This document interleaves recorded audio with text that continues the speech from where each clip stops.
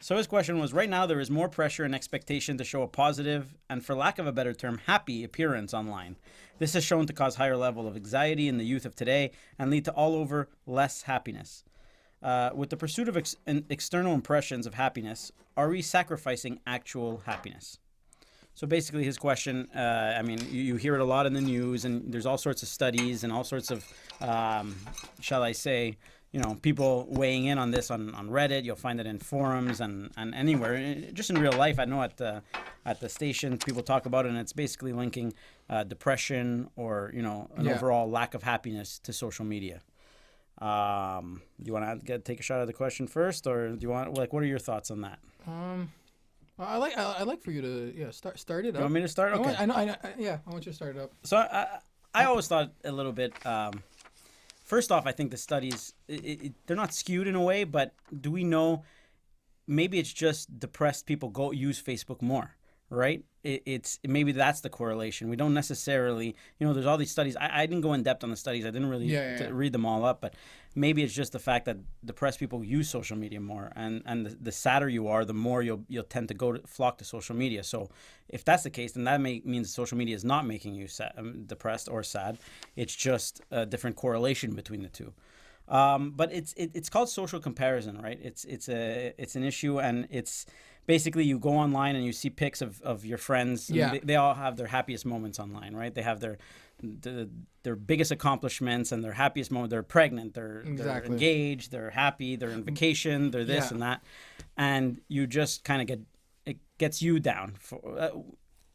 I'm not saying that it does, but I'm saying in general, these people, it gets people down. That's the concept, basically. That's the concept, yeah. I'm just explaining the concept. I have a bit of an issue with that. I mean, it's as if we forget how the world was like before the internet was invented, right? Like before the internet was down, did you post in your house? Did your parents post pictures of their worst moments in their house for the world to see? Were they just looking pouty and sad at the supermarket, or did they put on their best face when they went outside anyways? Did they drive with their nice cars and get their? You understand? Like, I don't think this is a new concept. I think. But are we? That doesn't mean that back in the days when you would have you invite someone over, and that person is less fortunate, that when they enter your house and they see all those pictures on the wall, which you're referring to, of all the successful moments, that might lead to depression as well. I think it's. But that's what I'm saying. So it's just this exists forever. This concept of social comparison. Now it's amplified for sure. I guess it's amplified, but who cares really? At the end of the day, if you're that type of person who relies on other people not being happy for you to be happy, then that's another issue that social media can't help with. I think the problem is not that people are putting their proud moments on social media, on Facebook, on Instagram. That's not what's happening. It's people are putting on a facade, and they're showcasing moments that don't really describe them as a person. But if you look at their timeline on Instagram, then you would define them as someone that they are not. And when they're really showing who they would wish they were, a person, and that could, like, if you put that times 100, and we're putting ourselves in the skin of a 14-year-old boy who's going through phases, and he opens up Instagram and that's what he's seeing, then it could definitely play a role on his mental state and how he might be doing things he doesn't really want to do just so he could to keep up with the trends. Just to keep up with the trends, and he's keeping up with a trend that didn't exist in the first place because. So you think there's more social pressure to adapt to the norm or to adapt to this image and portraying it? It's all image because, to be honest, the truth isn't marketable. Right. So if we all put our true selves on social, which a lot of people don't do it. It's very rare. Maybe 5% of the people are putting their true selves. Right. I would say even less than that. I don't think there's anybody who puts their true selves. Exactly, because it's not marketable. And you get scared of what does that do to your personal relationships, your business relationships, what does that do to your family? It's all that. So we put on this facade or this safety on, which then the people that are less fortunate or are not living the same life But you don't think that was there when before social media, when we were kids? When like I grew up without social media. Facebook didn't exist when or wasn't at its peak when I was in high school, and I still you still saw what other people were doing and going to the parties and talking about their weekends on the Monday mornings. It still affected you, like. But now it's 24/7, 365. It's on your device, which now the norm is I think 6 to 8 hours a day. People are on it. Yeah, of course. Like that's the real numbers. That's scary stuff. So if you're looking at a mirage, like not something that's A even facade possible. of something else. Yeah, something that's actually possible to obtain. Then of course, because you're not understanding why that's happening in other people's lives, and it's everybody. And it's not only for young people. There's a bunch of boys and girls that use apps like. I don't want to plug them in, but apps that basically increase your appearance. Whether it makes you look slimmer, whether it makes you look prettier, it whitens your teeth. You have a crooked smile, but when you smile on this app, you don't have a crooked smile. Right. It's creating a perfect world, and perfect doesn't exist. And if you're going into your day-to-day thinking that perfect exists, you're set up for failure, and you can go home depressed. I really believe that.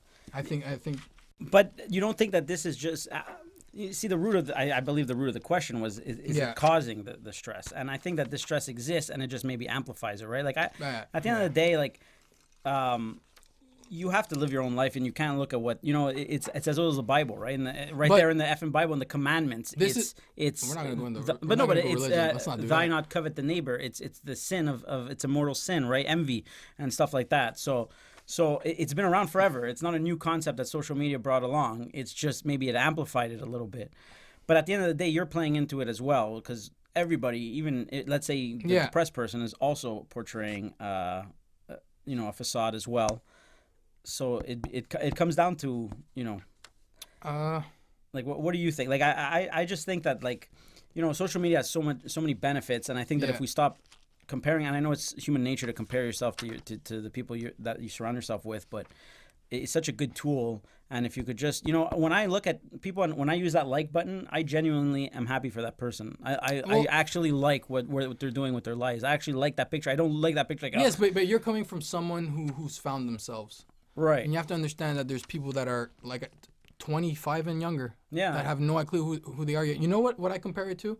It's a lot of people would say high school was the worst time of their lives. Right. Because of all those things you pointed out, and the insecurities. It's a toxic environment, and I think that what social media did is it created high school for life, because you're in touch with people that really without the internet you wouldn't care for. Right. Like how many people on average do people follow? 1,000 people. How many followers do they have? About 800, 600 people. For sure. It's about people that wouldn't. If you take out the whole aspect of the internet, these people wouldn't be in your lives.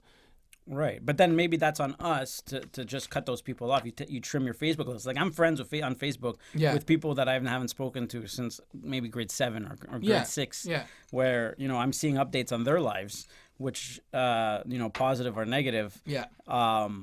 Like I shouldn't care about really, because they're not in my lives. They're you shouldn't. But let's just say you look at your situation. Like I'm not saying your situation. Let's say your situation was someone who has a $40,000 debt. Is newly divorced, and that wasn't what the person wanted. For sure. And then you log on to the internet, and everyone's showing their happy love lives, which is the best moment of the relationship. And people are showing the new car they bought, so it's the opposite of what you're going through. Yeah. And it's kind of like it has to play something on the mental. It can't not. Yeah, yeah. Especially in the young, like we were lucky enough to bypass that part. Not bypass, but. The internet, what it is today, was introduced to us very late in our lives. Yeah. People are born into it now. Yeah. What that's going to do, I'm scared. As someone who's raising 3 kids, I don't know how you do it. To be honest, I don't know how I'm gonna do it. But it's scary, and why is that? Is because I think basically you're trying to live up to standards that don't exist. Interesting. And that's a scary thing to do. What do you think the solution is? It is for that. Like, do you think the solution is to actually go on, not let social media be that big a part of your life, or do you think it's to use it a bit more correctly? Find yourself before you say that I found myself. Maybe find yourself before you go on social media. But I know people who are very well adjusted, but they still have that knack that they see someone getting engaged and they're like, oh, another person getting engaged, and another person getting a new house. It's creating habits that I don't think we're supposed to be experiencing. kind of like when you post and how many times you check your phone that hour that you posted. Right. I don't think that's normal, right? Yeah, it's like you're coveting the attention, right? You're There's craving for something it. there that's just not human, I think. Right. Or maybe it's a new human. You know, Yeah, maybe it was it's- always in us, it's and a- we just it's a- didn't have the. What is the solution? I The venue. don't know. I don't know what the solution Well, is. that's for smarter people than us to figure out. You know. It's the sad thing is I don't think it's going to slow down. I think it's going to speed up way before it slows down. But you know, the generations who are born into it usually are smarter, right? They're going to be smarter with us, and they're going to, I think, come up with solutions to adapt to this type of thing. Yeah. I mean that in a way that like they're born with it, so to them it will come naturally. A natural solution will be created. In terms of us, it's hard for us to look back and But and in the try to bigger find picture, a is that solution. right? Is being born into a crazy world really? Right, but is it that? I mean, at the end of the day, is it that crazy to I can want go. to show? I can get into some crazy stuff when it comes to this. No, but is it that crazy to want to show off your new house, to want to show off your new dog, to want to show off? No, that's not crazy. It's crazy that you do you weight you do some weightlifting once a month and that's what And you're then going to that's the showcase. culture. Yeah. It's crazy that you have a house but you also took on a ton of debt and Right, and you don't talk that's about what I think it is crazy. Yeah. I think it's insane. People should get better at being transparent. Like I honestly don't know what the solution is. I really don't. Yeah. Because how can we blame people for showing their best moments? Yeah, but that goes back to my point of like, you Yeah. know, our parents, they didn't tell us the hard moments of their, you know, they didn't show. Yeah, but our parents had 10 friends. Yeah. That's, We're following thousands of people. right. But I think the solution, and I mean, it's obviously said and done, is just to be happy with yourself and not really rely on other people to Yeah. frame your point of mind, and maybe use other people to inspire you to do better, but not hate them for it or Yeah. or Well, spite that them. leads to